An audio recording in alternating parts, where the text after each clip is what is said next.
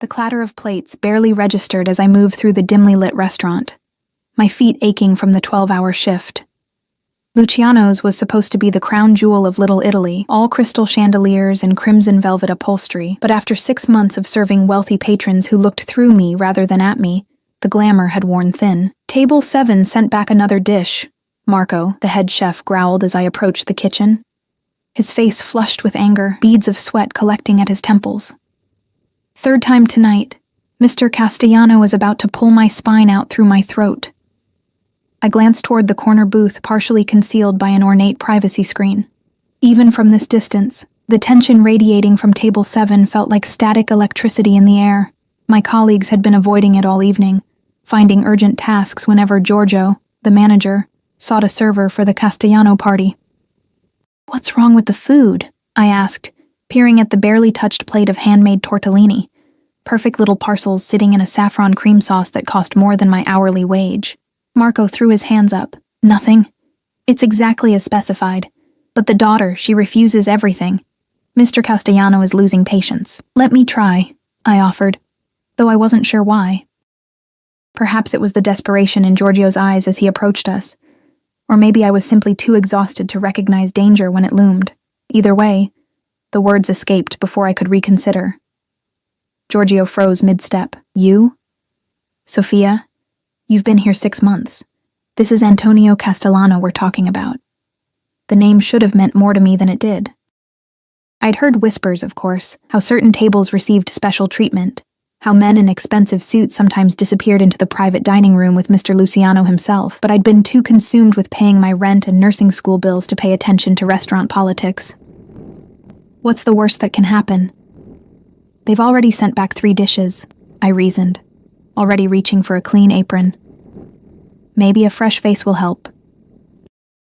Giorgio and Marco exchanged a look I couldn't decipher before Giorgio sighed. "Fine. Just be respectful." Very respectful. With steady hands but a hammering heart, I approached Table 7. The first thing I noticed was the silence, an unnatural pocket of quiet amid the restaurant's gentle hum. The second was the small figure hunched in the corner of the booth, a girl, perhaps 16, with dark hair falling in a curtain around her pale face. Her thin arms were crossed tightly across her chest, designer dress hanging from shoulders that seemed too delicate to bear its weight. But it was the man beside her who stole the oxygen from my lungs. Antonio Castellano didn't look up as I approached, his attention fixed on his phone. Still, his presence commanded the space like a physical force. Broad shoulders strained against the fine fabric of his suit, a watch glinting on his wrist that could have paid off my student loans in a single cell. Dark hair, threaded with silver at the temples, was swept back from a face that seemed carved from marble, all sharp angles and uncompromising lines. 2 men in dark suits stood nearby, their eyes constantly scanning the restaurant, hands positioned in a way that suggested concealed weapons. One nodded almost imperceptibly as I approached, a silent acknowledgement of my presence before I'd made a sound. "Excuse me," I began, voice steadier than I expected. "I understand there's been an issue with the meal." Finally, Castellano looked up. His eyes were the color of aged whiskey, amber and deep and burning with something I couldn't name. For one heart-stopping moment, his gaze swept over me, not the dismissive glance I received from most patrons, but a thorough assessment that seemed to catalog every detail from my sensible shoes to my hastily pinned hair. "The issue," he said, his voice a low rumble that vibrated through me, "is that my daughter hasn't eaten properly in 3 days." His accent was subtle but unmistakable, Italian softening the edges of his English. "The doctor says she must eat, but she refuses everything." The girl, his daughter, sank deeper into her seat, turning her face toward the wall. 3 restaurants tonight, Castellano continued, sliding his phone into his jacket pocket with deliberate movements. All special requests, all failures.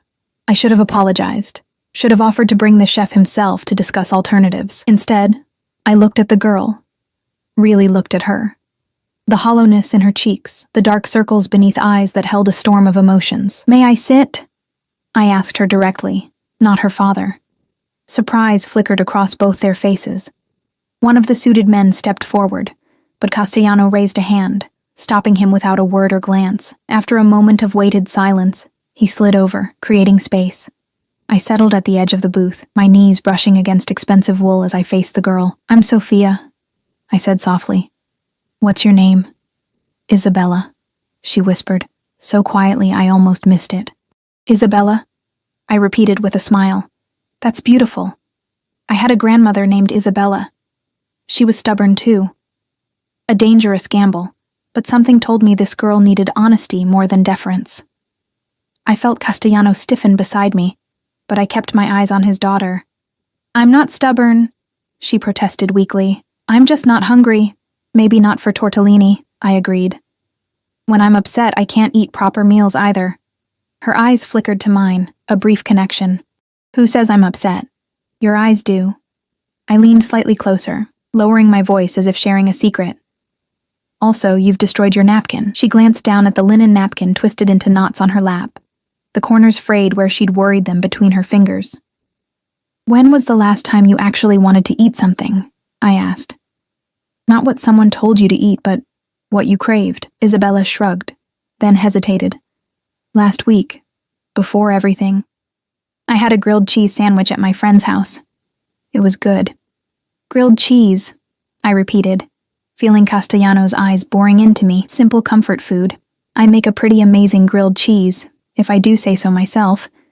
Secret ingredient and everything." "This is a 5-star restaurant," Castellano interjected, his voice controlled but tight with frustration. "We're not ordering grilled cheese." I turned to him then, meeting those intimidating eyes directly.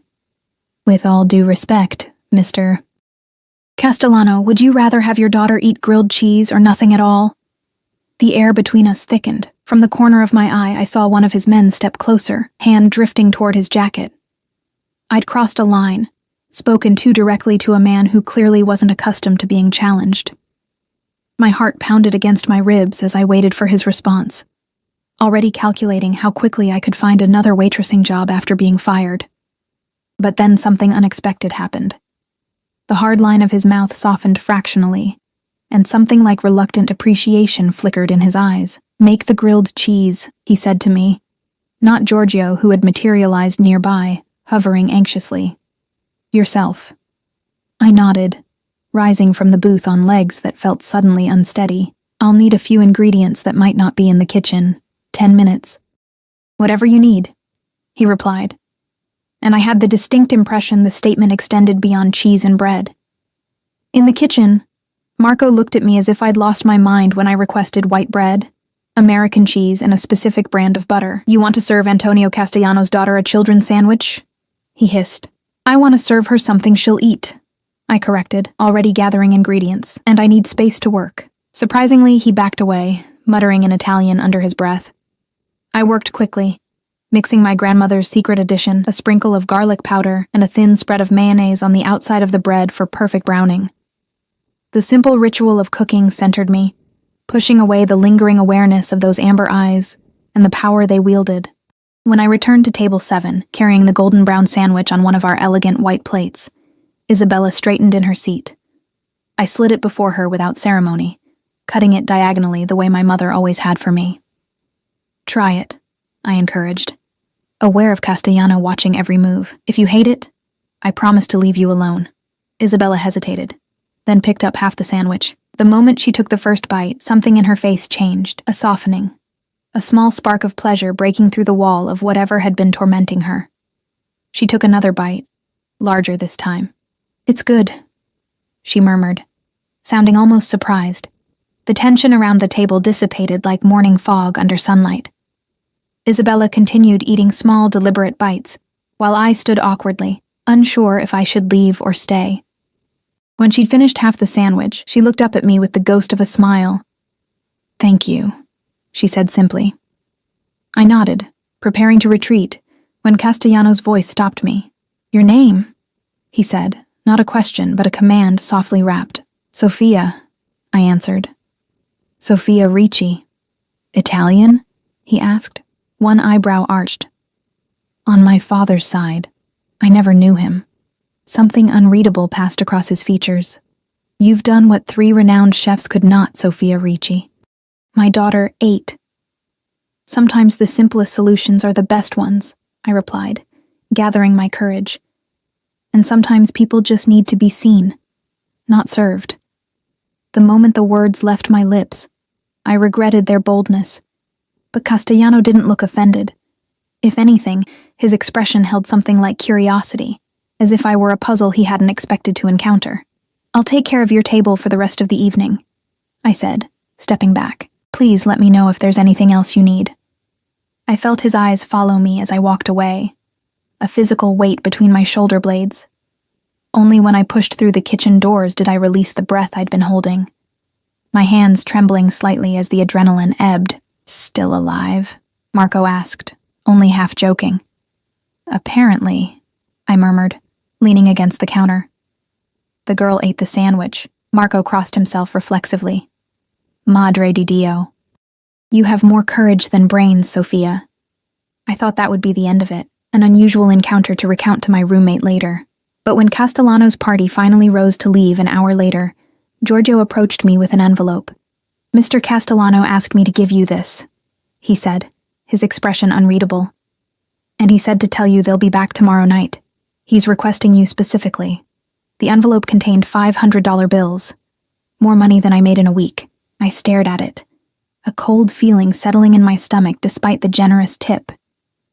Something told me I'd made a grave mistake, that in trying to help a troubled girl, I'd inadvertently caught the attention of a dangerous man. The realization washed over me as I watched through the window as Castellano helped his daughter into a sleek black car, surrounded by men in suits. Just before sliding into the vehicle, he paused, turning his head to look back at the restaurant. Despite the distance and the darkened glass, I could have sworn those amber eyes found mine, a silent promise that our paths would cross again. I didn't know then how that simple act of kindness, a grilled cheese sandwich for a troubled girl, would irrevocably alter the course of my life. How it would lead me from the safety of anonymity into a world of shadows and power, of danger and unexpected passion. I didn't know that the next time Antonio Castellano walked through the door, everything would change. Sleep evaded me that night, my mind replaying the encounter with Antonio Castellano and his daughter. Something about Isabella's hollow eyes haunted me, a familiar emptiness I recognized all too well. I'd seen that same vacant stare in my own reflection years ago, when grief had hollowed me out and food became an enemy rather than sustenance.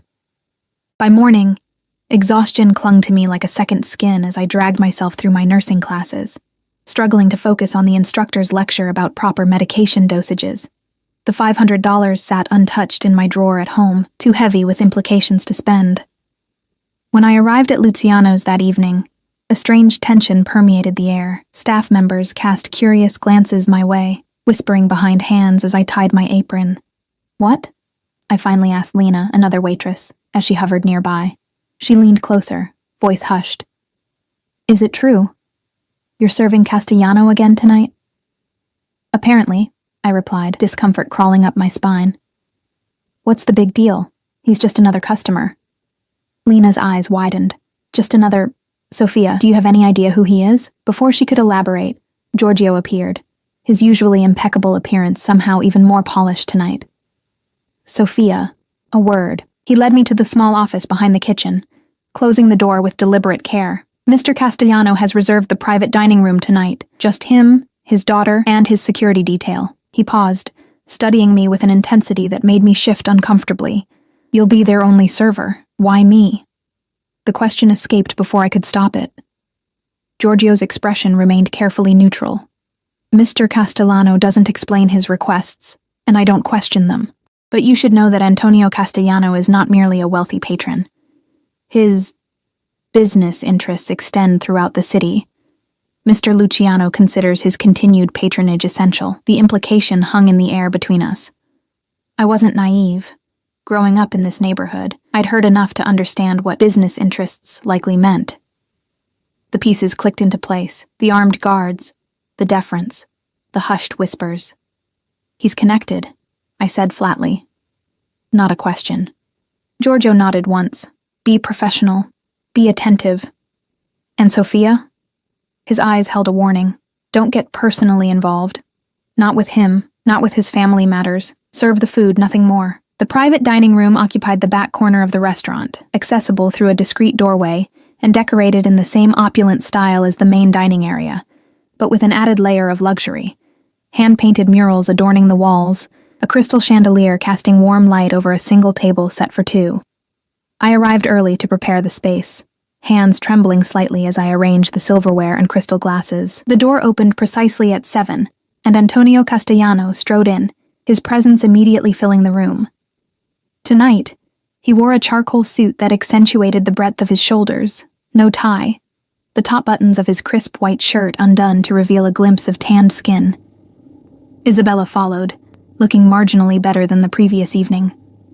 Her dark hair was pulled back in a simple ponytail, exposing the delicate features of her face. She wore jeans and a sweater, unexpectedly casual given her father's attire. Sophia, Castellano acknowledged, my name rolling off his tongue with an intimacy that sent a jolt through me. Not Miss or Waitress, he'd remembered my name. Mr. Castellano, I replied, professional distance carefully maintained in my tone. Isabella. It's nice to see you again. Isabella offered a ghost of a smile, settling into her chair as her father held it for her.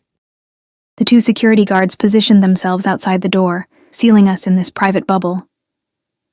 I trust you received my appreciation for your assistance last night, Castellano said, taking his seat across from his daughter. Yes. It was very generous, I answered, unable to meet his gaze directly. Too generous. I decide what's generous, he replied, the statement brooking no argument. Isabella ate this morning, toast, but still, progress. Pride warmed my chest before I could suppress it. I'm glad to hear that. I've taken the liberty of arranging tonight's menu, he continued. Unless Isabella has other preferences. His daughter shrugged, fingers playing with the edge of her napkin. Whatever you think, Papa. I served their meals as instructed.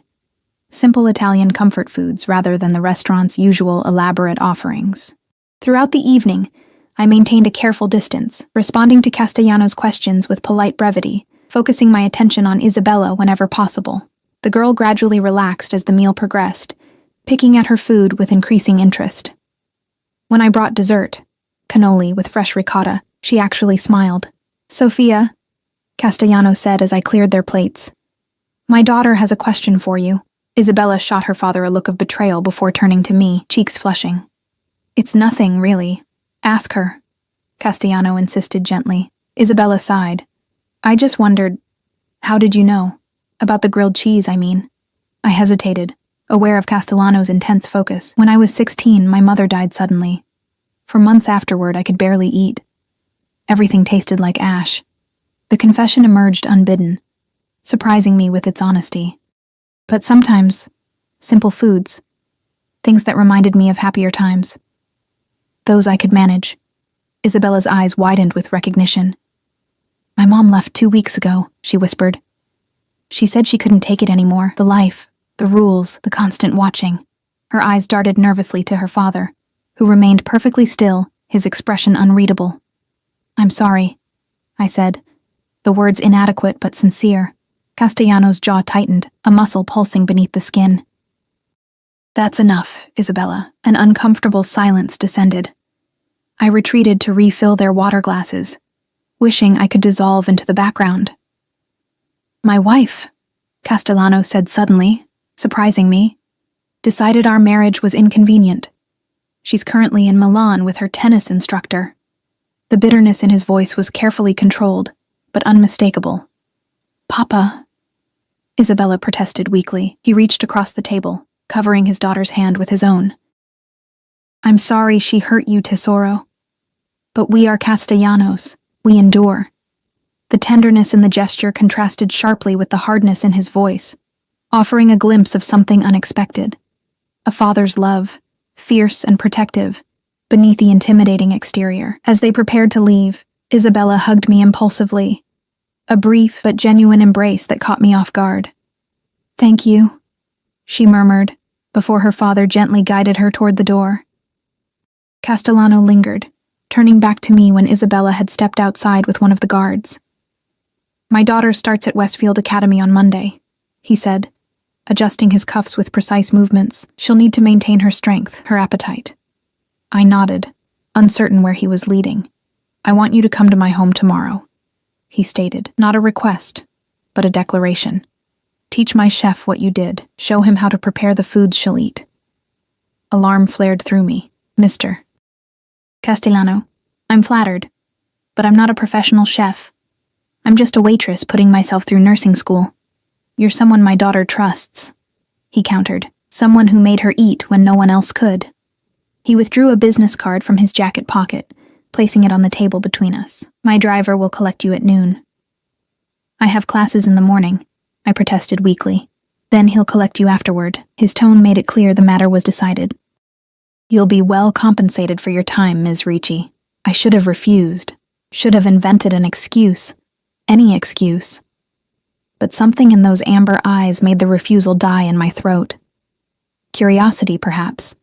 Or something more dangerous, a pull toward this man and his wounded daughter that defied rational explanation. Just this once, I stipulated, finding a shred of backbone. To help Isabella. A smile curved his lips, not warm, exactly, but satisfied. Victorious. Of course. Just to help Isabella. Even then, I recognized the lie. But I picked up his card anyway. The next day, a sleek black Bentley waited outside my apartment building, a jarring contrast to the faded brick and graffiti-tagged walls of my neighborhood.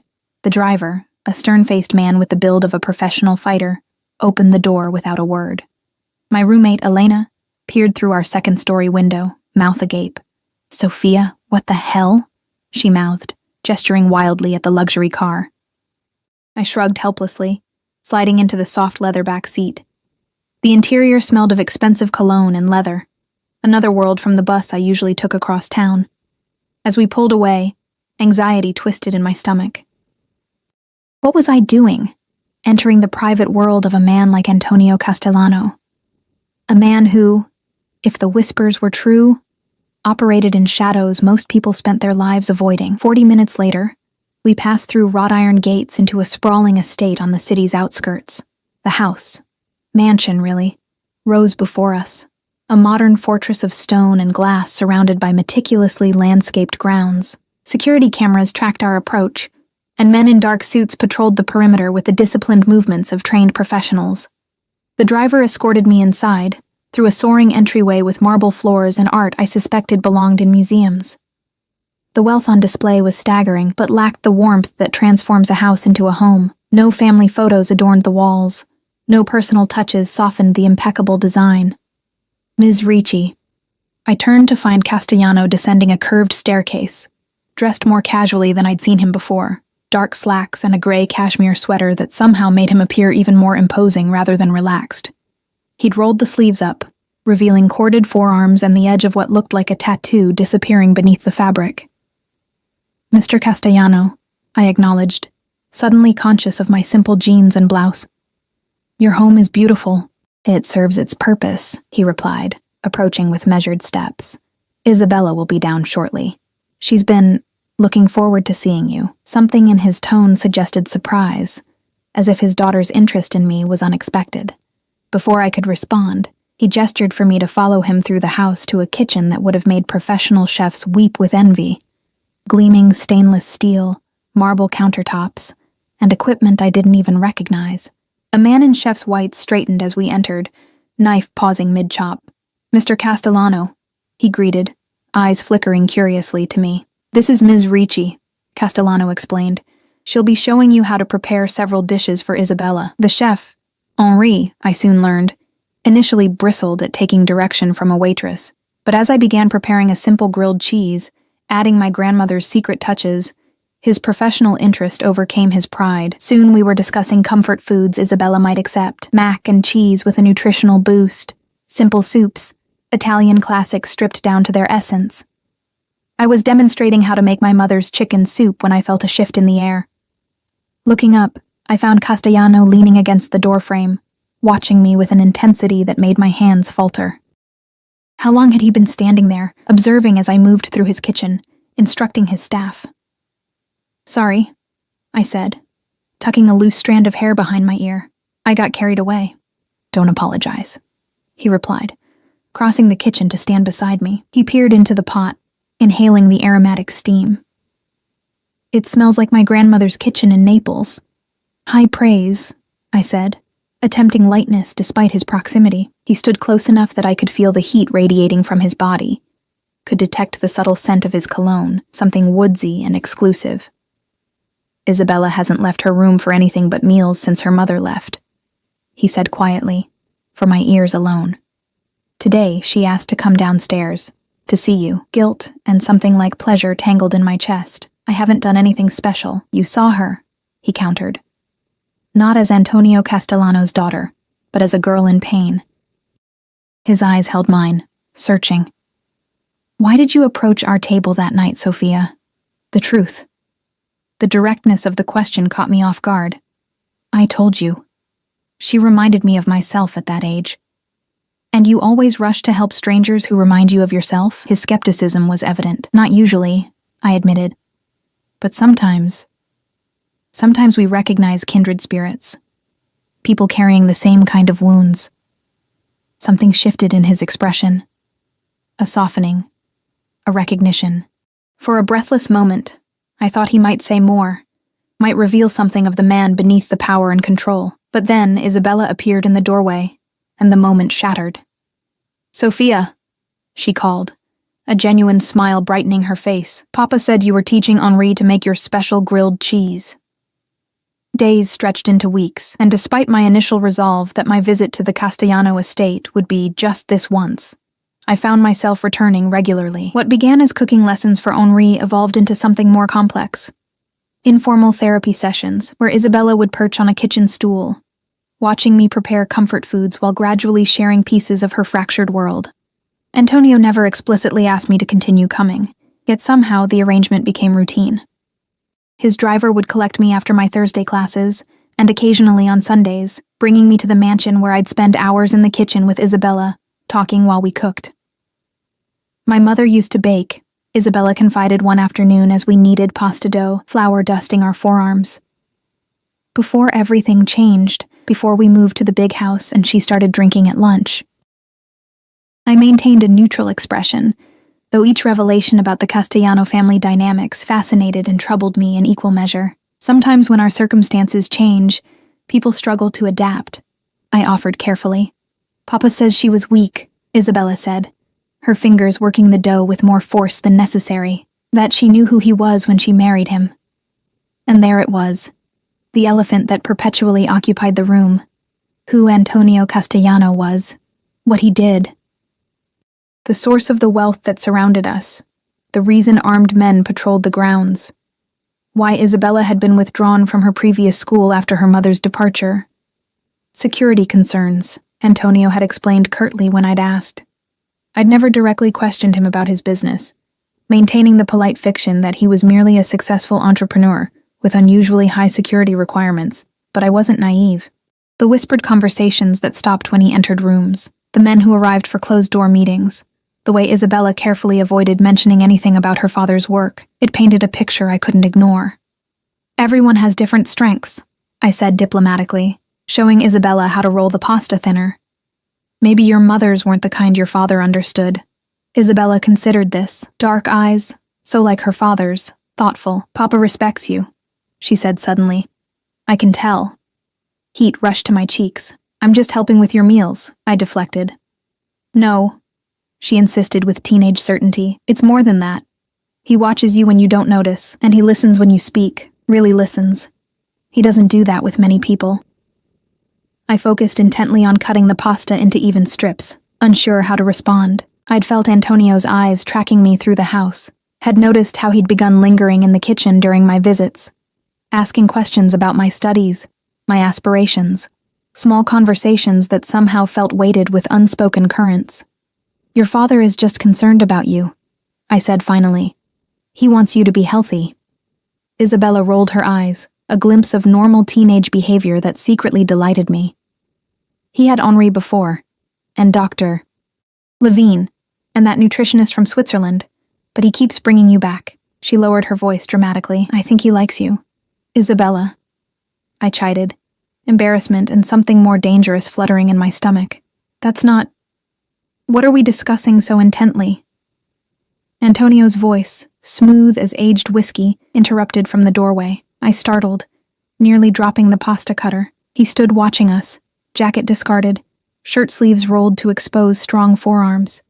A faint smile played at the corners of his mouth. "Pasta secrets," Isabella answered promptly, eyes sparkling with mischief. "Girls only." "Is that so?" Antonio approached, inspecting our handiwork.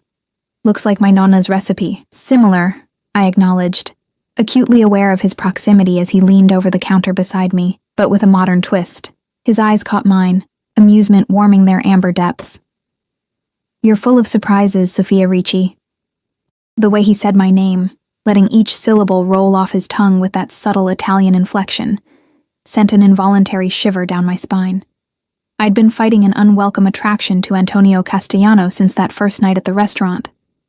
Tamping down the inappropriate flutter whenever he entered a room. He was my employer, essentially, a man whispered to be dangerous, a widower still bitter about his wife's betrayal. And yet, "Mr. Reynolds is waiting in your study, sir," announced one of the security team from the doorway, breaking the moment. Antonio straightened, his expression cooling instantly. "Tell him I'll be there shortly." He turned to Isabella, pressing a kiss to her forehead. "Homework after dinner, Tesoro." She nodded, the easy affection between them a contrast to the sudden business-like demeanor that had overtaken him. As he left, the atmosphere in the kitchen shifted, as though he'd taken some essential energy with him. "See?" Isabella whispered once he was out of earshot. "He never checks on me when Mrs. Abernathy is here." Mrs. Abernathy, I'd learned, was Isabella's tutor, a stern woman who came daily to continue her education until arrangements for her new school were finalized. I shook my head, reaching for the tomatoes we'd need for the sauce. "Let's focus on dinner, shall we?" Later, after Isabella had gone upstairs to complete her assignments, I was gathering my things to leave when Antonio reappeared. He'd shed the businesslike demeanor from earlier, but something dark lingered in his eyes, a tension in the set of his shoulders. "Leaving so soon?" he asked, moving to the bar cart in the corner of the kitchen, an unusual feature that I'd noted on my first visit. He poured 2 fingers of amber liquid into a crystal tumbler. "My shift starts in 2 hours, I explained, checking my watch. "Thursday night is always busy at Luciano's." He nodded, taking a slow sip of his drink. "You've been good for her," he said after a moment. "Isabella, she's eating regularly now, talking more." Pride warmed my chest despite my efforts to remain professionally detached. She just needed someone to listen, someone outside the situation. "Someone who understands loss," he added perceptively. "You mentioned your mother died when you were her age." I nodded, surprised he'd remembered that detail from weeks ago. "Car accident, drunk driver." "And your father?" "Never in the picture," I said with practiced indifference. "Left before I was born." Antonio studied me over the rim of his glass. "So you raised yourself." "I had my grandmother until I was 18, I corrected. "She taught me everything I know about cooking, about survival, really. And now you're putting yourself through nursing school while working full-time." It wasn't a question. Admirable. I shifted uncomfortably under his scrutiny. "Just doing what needs to be done. A rare quality," he observed. "Most people take the easy path when offered." "There was no easy path to take," I said simply. He set down his glass, approaching me with measured steps. "I've been thinking, Sophia, your arrangement with Luciano's, it's limiting your potential. Your studies suffer because of the hours." Alarm prickled along my skin. "I need that job, Mr. Castellano." "Antonio," he corrected, not for the first time. "And what you need is time to complete your education without exhausting yourself." He leaned against the counter, close enough that I could smell the whiskey on his breath, the subtle cologne that had become distractingly familiar. "I'd like to offer you a position here. Part-time, better hours, significantly better compensation." My mouth went dry. "Doing what, exactly?" "Continuing what you've already begun," he said smoothly. "Working with Isabella on her nutrition, helping her adjust to her new circumstances. She trusts you. That's invaluable to me." The offer was tempting, dangerously so. The hours at Luciano's were grueling, my grades suffering as I struggled to balance work and studies. Yet something about formalizing my relationship with the Castellanos, felt like crossing a threshold I wasn't certain I should approach. I don't know, I hedged. I'm not a therapist or a nutritionist. I'm just someone my daughter connects with, he finished, someone who saw her when she was invisible. His voice dropped lower, something intense entering his gaze. Someone who isn't afraid to speak honestly, even to me. The air between us seemed to thicken, charged with something I couldn't, or wouldn't name. I took an instinctive step backward, creating distance. Consider it, he said, not pressing further. The offer remains open. His driver took me back to my apartment in silence, leaving me to wrestle with conflicting emotions. The rational part of my brain screamed warnings, reminding me of Giorgio's advice to avoid personal involvement, of the whispers about Castellano's business dealings, of the subtle threat that seemed to underpin his unfailing courtesy. But another part, a part I was increasingly struggling to ignore, was drawn to the complexity of the man I was glimpsing beneath the power and control. The father who clearly adored his daughter. The man whose eyes sometimes revealed flashes of loneliness that echoed my own. 2 days later, I found myself in Giorgio's office at Luciano's, resignation letter in hand. You're making a mistake, he said bluntly, not bothering to hide his disapproval. Working directly for Castellano, it's different than serving his table, Sophia. You'll be in his world now. It's just part-time, I argued, though the distinction felt flimsy even to my own ears. Better hours, better pay. I can focus more on my studies. Giorgio's expression remained grim. That's how it starts. Small steps. Before you know it, you're in too deep to find your way back out. You're being dramatic, I said, discomfort making me defensive. I'm helping his daughter with her eating issues, not joining the family business. His eyebrows shot up at my flippant reference to what we both knew lay beneath the surface. Listen to me carefully, Sophia. Antonio Castellano is not just some wealthy businessman. He's the head of one of the most powerful organizations in this city. Nothing in his world happens by accident. Not who he meets, not who he employs, not who he allows close to his family. A chill crept up my spine despite the warmth of the small office. What are you saying? I'm saying be careful what door you walk through, Giorgio replied, his voice softening with genuine concern. Some can't be closed again. I left Luciano's that night with a strange sense of finality, as if I'd made a choice far more significant than simply changing jobs. Elena's reaction when I told her mirrored Giorgio's, her usual easygoing nature replaced by uncharacteristic seriousness.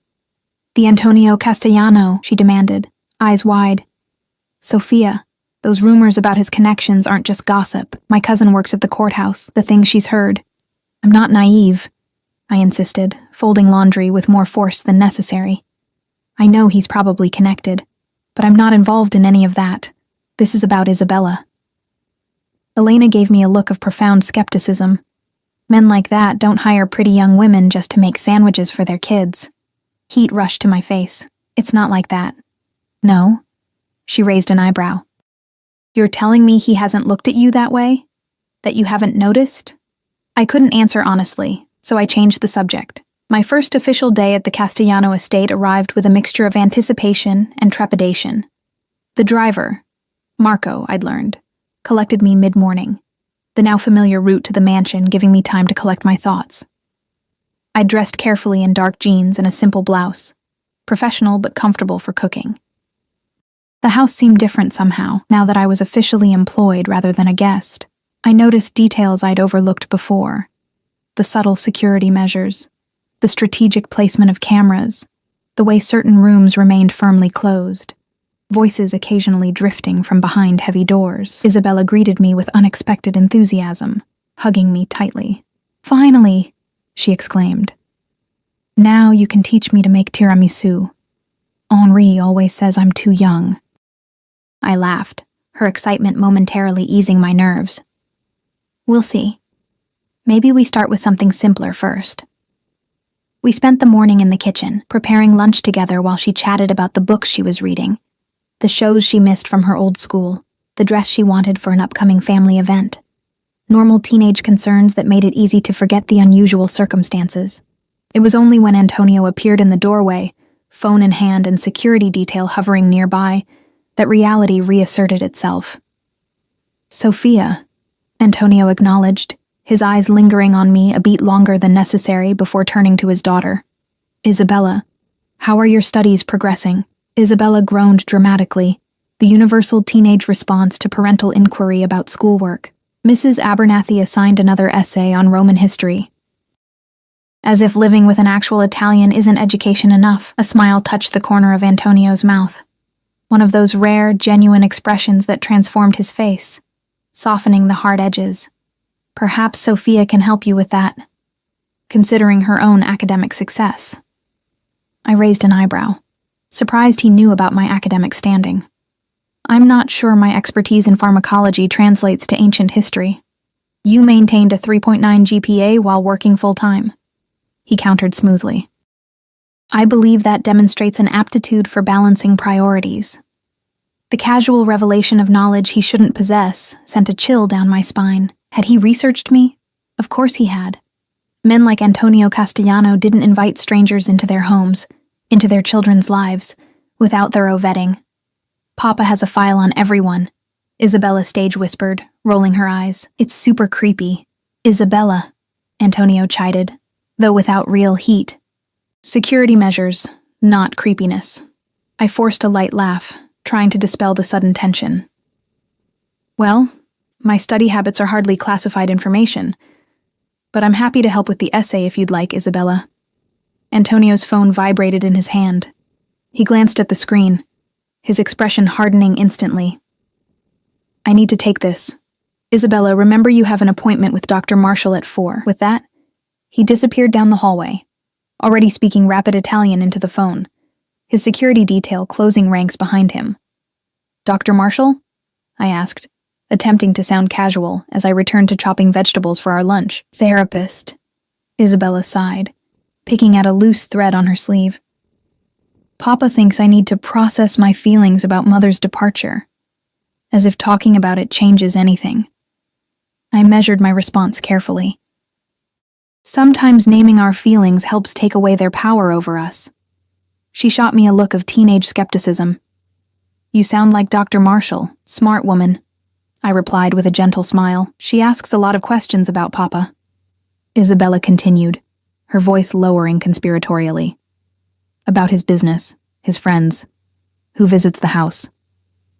My knife paused mid-chop. What kind of questions? Isabella shrugged. Like, does he have meetings late at night? Do I ever hear arguing? Has anyone ever threatened him in front of me? She reached for a cherry tomato, popping it into her mouth. I'm not stupid. I know what she's really asking. A knot formed in my stomach. And what did you tell her? Nothing, she replied with surprising fierceness. We're Castellanos. Family loyalty above all else. The conviction in her voice, so adult, so rehearsed, broke my heart a little.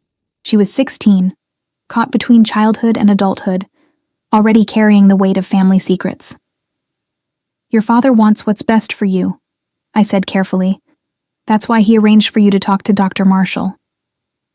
Papa wants to make sure I'm not damaged like Mother, she countered with brutal honesty, that I won't crack under pressure, that I'm worthy of the name. Before I could respond, one of Antonio's assistants appeared in the doorway, Diane, a severe woman who managed the household with military precision. Ms. Ricci, Mr. Castellano would like to see you in his study when you've finished with Isabella's lunch. My pulse quickened. I'd never been invited into Antonio's private study before. Of course. We're nearly done here.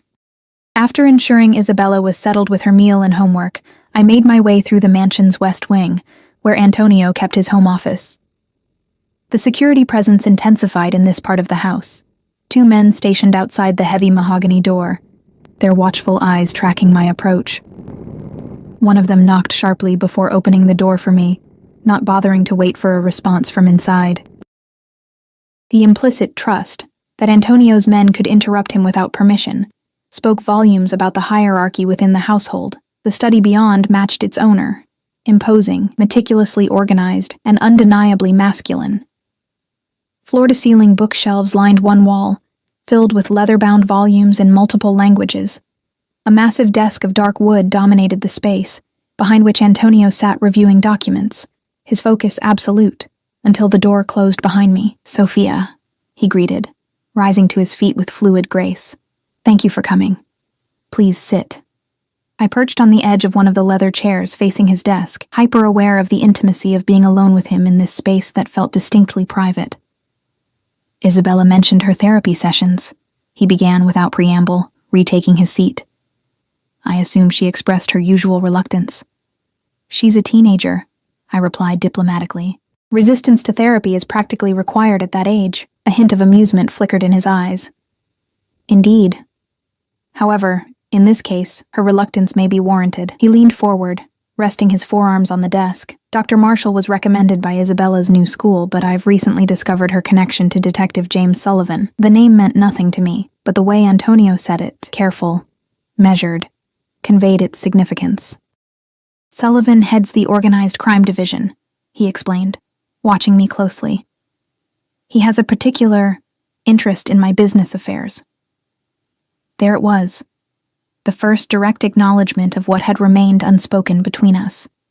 My pulse quickened, a mixture of apprehension and something shamefully like excitement coursing through me. "You believe the therapist is gathering information," I stated, not a question. Antonio's eyes narrowed slightly, assessing my reaction. "I know she is. The question becomes, what do I do about it?" I shifted uncomfortably. "I'm not sure why you're telling me this." "Because Isabella trusts you," he replied simply. "More than she trusts this therapist. More than the security team. Perhaps even more than she trusts me at the moment." His jaw tightened fractionally. "Her mother's departure has left her vulnerable to manipulation." "You want me to what? Spy on her therapy sessions?" I asked, incredulous. "No," he corrected sharply. "I want you to be an alternative. Someone she can speak to freely, without fear of her words being twisted or used against her family." Against him, he meant. The implication hung in the air between us. "I'm not a therapist," I reminded him. "And I'm not comfortable being placed in the middle of whatever this is." Antonio studied me for a long moment, his expression inscrutable. Then, surprisingly, he nodded. "Your integrity is precisely why Isabella responds to you." He stopped, recalibrated. "It's a quality I respect, Sophia." The compliment, unexpected and seemingly genuine, caught me off guard. "Thank you." "I'm not asking you to spy," he continued, his voice softening. "Merely to be present, to continue as you have been, a stabilizing influence during a difficult transition." Put that way, it seemed reasonable enough. Yet beneath the surface request lurked deeper currents, boundaries being tested, loyalties being assessed. I was being drawn further into the Castellano orbit, and a voice in the back of my mind whispered warnings I was becoming too adept at ignoring. "I care about Isabella," I said finally. "I want to help her through this, but I need to be clear. I won't report to you about things she tells me in confidence, not unless it involves her safety." A smile curved his lips, not entirely warm. I would expect nothing less. As I rose to leave, he spoke again. "There's a family gathering this weekend. My father's birthday celebration. Isabella would appreciate your presence." It wasn't quite a command, but neither was it truly a request. The invisible lines between employer and employee, between professional distance and personal involvement, blurred further. "I have classes Saturday morning," I hedged. "Saturday evening," he countered smoothly. "Black tie. My driver will collect you at 7. I should have refused. Should have maintained the boundaries already dangerously compromised. Instead, I heard myself say, "I'll need to find something appropriate to wear." His eyes traveled over me briefly, an assessment that sent heat rushing to my cheeks. "I'll have something sent to your apartment." "What's your size?" The question, so personal, so presumptuous, should have offended me. "That's really not necessary, Sophia," he interrupted gently. "You'll be entering a world where appearances matter. Let me ensure you're comfortable in it."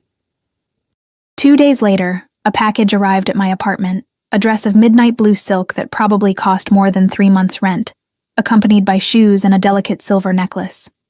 Elena whistled low when I tried it on, the fabric flowing like water over my curves, cut modestly yet unmistakably feminine. "Still going to tell me this is just about his daughter?" she asked pointedly. I avoided her gaze, smoothing non-existent wrinkles from the perfect garment. It's business. He's my employer. Employers don't buy dresses like that for their staff, she countered. Be careful, Sophia. Men like him. They see something they want. They take it. Her words echoed in my mind Saturday evening, as Marco drove me through iron gates I was becoming too familiar with, toward a house now ablaze with lights. Luxury cars lined the circular driveway, men in suits and women in evening gowns entering the mansion that had been transformed for the occasion. My nervousness must have been evident, for Marco, usually taciturn to the point of rudeness, offered a rare comment as he opened my door. Deep breath. They're just people with money.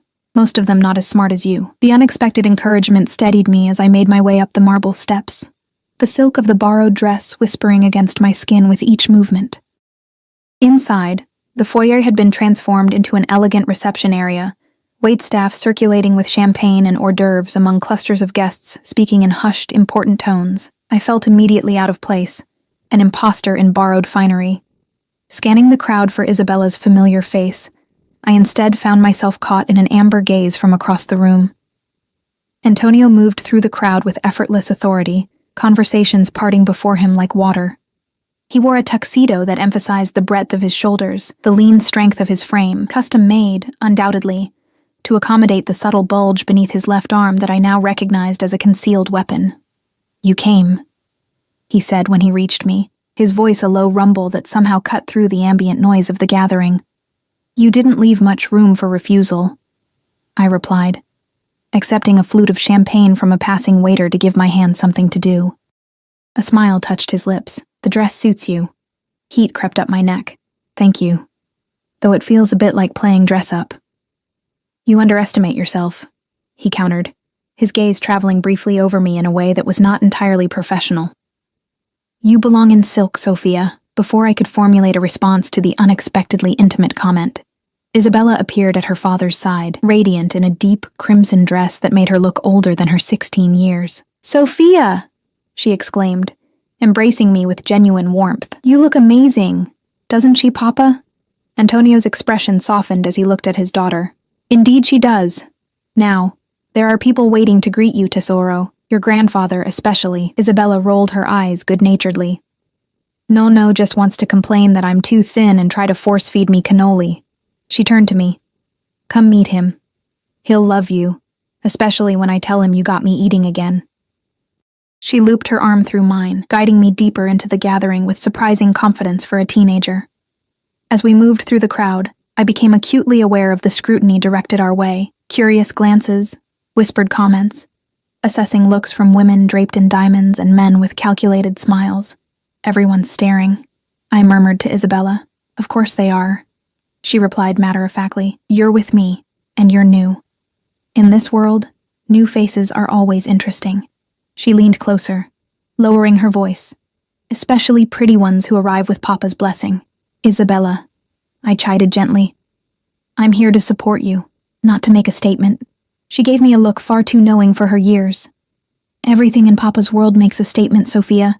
Haven't you figured that out yet?" The question lingered as she led me toward an elderly man holding court in the center of the room, Antonio Castellano Sr., a patriarch of the family, and if the deference shown to him was any indication, a figure of considerable power in his own right.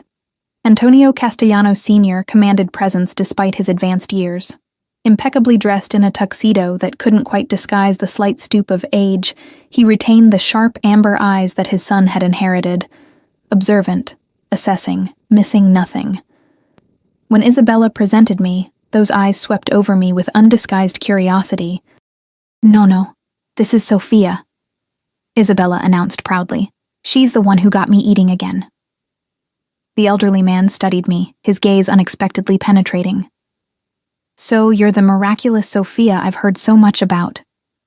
His accent was thicker than his son's, the cadence of old country Italian shaping his words. "My granddaughter speaks highly of you."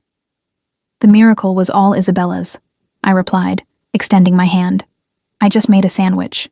He laughed, a surprisingly warm sound, and took my offered hand between both of his. Modesty, a rare quality in my son's world. He patted my hand before releasing it. "You've done our family a service, young lady. The Castellanos remember such things." Something about the way he said it, both gracious and vaguely ominous, sent a shiver down my spine. "Tell me," he continued, gesturing for me to sit beside him on an elegant sofa. "What is your family name again?" "Ricci," I answered, settling carefully in the expensive silk dress. "Ricci," he repeated thoughtfully. "From where in Italy?" "Sicily originally, I believe. My grandmother mentioned Palermo, but it was generations ago." His eyebrows rose fractionally. "Sicilian blood. That explains much." Before I could ask what he meant, Antonio appeared at our side, one hand coming to rest lightly on my shoulder. The casual touch sent warmth cascading through me despite its innocuous nature. "I see you've met my father," he observed, his tone carefully neutral. "Indeed," the elder Castellano replied, his eyes moving between us with shrewd assessment. "An interesting addition to your household, Antonio. Unexpected. Something passed between father and son. An undercurrent of communication I couldn't decipher." Antonio's fingers tightened almost imperceptibly on my shoulder. "Isabella has grown quite attached," Antonio said simply. The old man's mouth curved in a knowing smile. "Just Isabella?" I felt heat rush to my cheeks as Antonio smoothly changed the subject, guiding the conversation toward family matters. I sat quietly, increasingly aware of being under evaluation, not just by the elder Castellano, but by everyone in the room. The weight of their collective scrutiny pressed against me like a physical thing. After what felt like an appropriate interval, I excused myself, needing a moment of respite from the intensity of the Castellano sphere. Finding a quiet hallway away from the main reception, I leaned against the wall, exhaling slowly. "Overwhelming, isn't it?" came a female voice, cultured and faintly amused. I turned to find a striking woman watching me, champagne flute dangling elegantly from manicured fingers, dark hair swept into a sophisticated updo, diamonds glittering at her throat and ears. She exuded the kind of effortless wealth that made my borrowed dress feel suddenly costume-like. "The first Castellano gathering is always disorienting," she continued, approaching with measured steps. "I'm Elisa Vannucci, Antonio's cousin." I accepted her outstretched hand. "Sofia Ricci." "Oh, I know who you are," she replied with a smile that didn't quite reach her eyes. "Everyone does. The nursing student who tamed Isabella's hunger strike. Quite the accomplishment." Her tone carried an edge I couldn't quite identify. Not hostile exactly, but not friendly either. Assessment, perhaps, or warning. "It wasn't that dramatic," I demurred. "She was struggling after her mother left. Food became complicated." Elisa's perfectly shaped eyebrow arched. "Valeria's departure was messy, though hardly surprising." She sipped her champagne, studying me over the rim. "Antonio has a type, you know." The implication hung in the air between us. I straightened, discomfort morphing into indignation. "I'm not Isabella's caretaker," she finished smoothly. "Of course, my mistake." Before I could formulate a response, another voice interrupted. Male, slightly slurred with alcohol. "Elisa, darling, are you terrorizing Antonio's new friend?"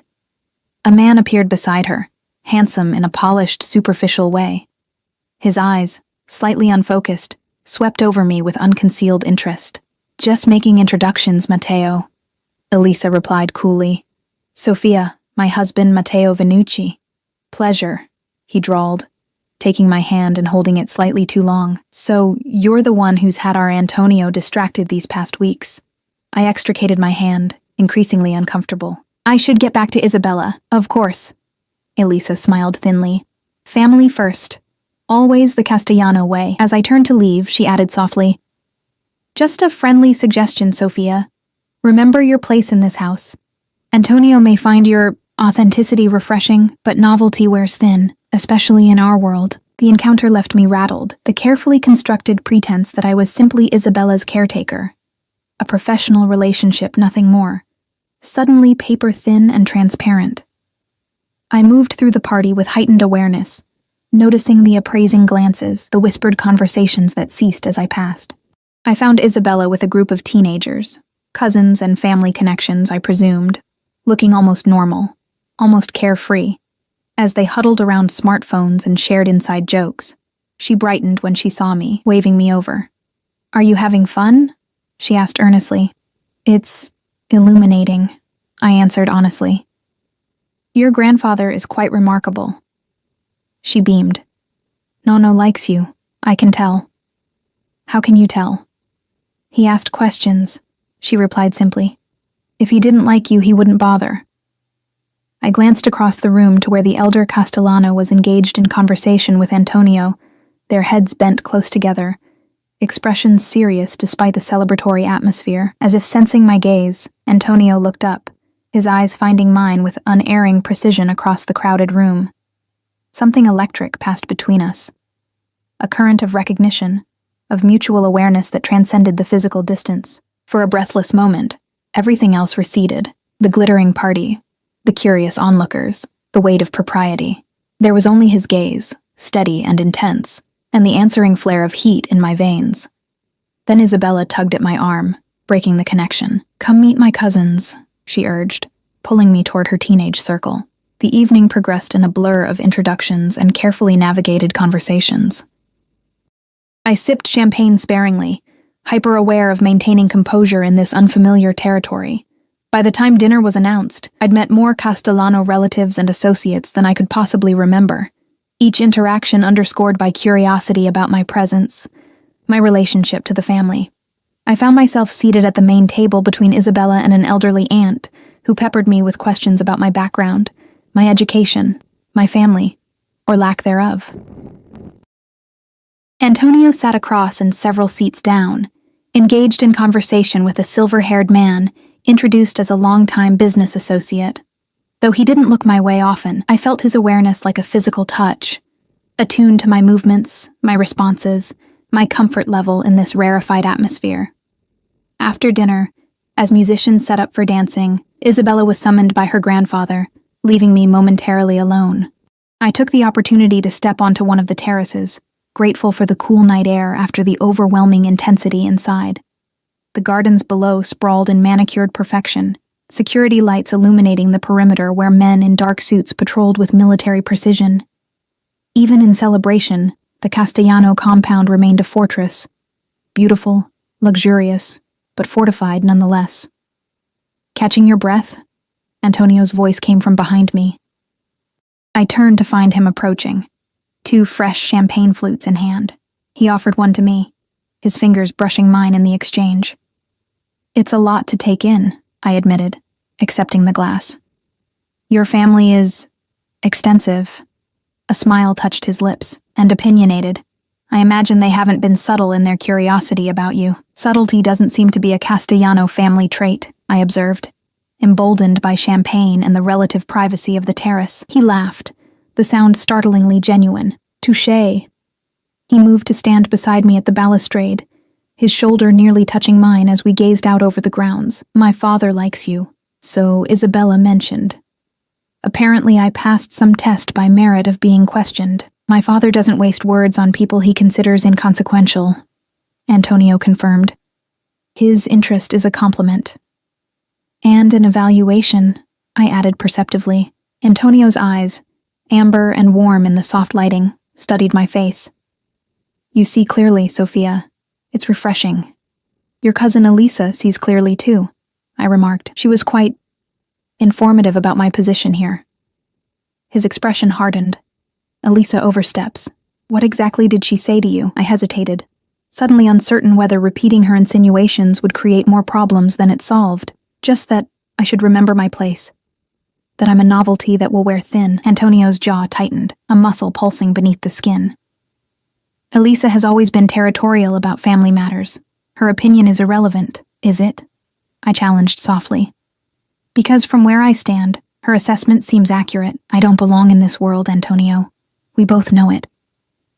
He turned fully toward me, close enough that I could feel the heat radiating from his body, smell the subtle cologne that had become distractingly familiar, and yet, here you are, by my invitation, in my home. The possessive undercurrent in his words sent a shiver through me that had nothing to do with the evening breeze. As Isabella's caretaker, I reminded him, as much for myself as for him. Is that all you are, Sophia? He asked, his voice dropping to a register that seemed to vibrate through me. We both know it's become more than that. My heart hammered against my ribs. What exactly are you saying? Instead of answering, he reached up, fingers brushing a strand of hair from my face with deliberate gentleness. The simple touch felt more intimate than it had any right to be, his calloused fingertips grazing my cheek before withdrawing. "I didn't intend this," he said quietly. "When I brought you here, it was for Isabella, but you've become—" He paused, searching for the right word. "Essential." The admission hung in the air between us, fraught with implications I wasn't sure I was ready to face. Before I could respond, the terrace door opened, spilling light and music into our private moment. "Ah, there you are," called the elder Castellano's voice. "Antonio, the Moretti delegation has arrived. They're asking for you." Antonio's expression shifted, the vulnerability vanishing behind the mask of control I'd come to recognize. He straightened, adjusting his cuffs with precise movements. "Business," he said to me, regret coloring his tone. "We'll continue this conversation later." As he moved to leave, I caught his arm. "Antonio, whatever this is, whatever you think is happening between us, it's complicated. There are boundaries we shouldn't cross." His eyes held mine, something fierce and determined in their depths. "Some boundaries exist to be challenged, Sophia. We'll talk soon." The remainder of the evening passed in a haze of contradictory emotions, desire warring with common sense, attraction battling with self-preservation. I circulated with Isabella, met more family members, even danced with the elder Castellano, who moved with surprising grace for his age. But my awareness remained fixed on Antonio, tracking his movements through the crowd, catching his gaze across the room in moments of electric connection. When the party finally began to wind down near midnight, I found myself exhausted from the constant navigation of social currents I barely understood. Isabella had been whisked upstairs by her aunt, the elder Castellano had retired, and I was preparing to find Marco for the drive home, when Antonio appeared at my side. "Stay," he said simply. "It's late. The guest wing is prepared." The invitation, innocent on its surface, carried undercurrents that made my pulse quicken. "I should get back to my apartment. I have early classes tomorrow." "It's after midnight, Sophia. The city isn't safe at this hour." His concern seemed genuine, but beneath it lay something more possessive, more insistent. "I'd prefer you remain here tonight." I hesitated, torn between practicality and the dangerous awareness that accepting would shift something fundamental between us. "Antonio, please," he added, the word surprising from a man who seemed accustomed to commands rather than requests. Against my better judgment, I nodded. "Just tonight." His hand came to rest at the small of my back as he guided me upstairs, the heat of his palm burning through the thin silk of my dress. We moved in silence through the quieting house, tension coiling between us with each step. When we reached the door of the guest suite, he paused. "If you need anything," he said, his voice low and controlled. "My rooms are at the end of the hall."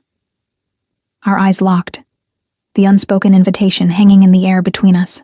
For a breathless moment, I thought he might close the distance between us, might finally convert the simmering tension into action.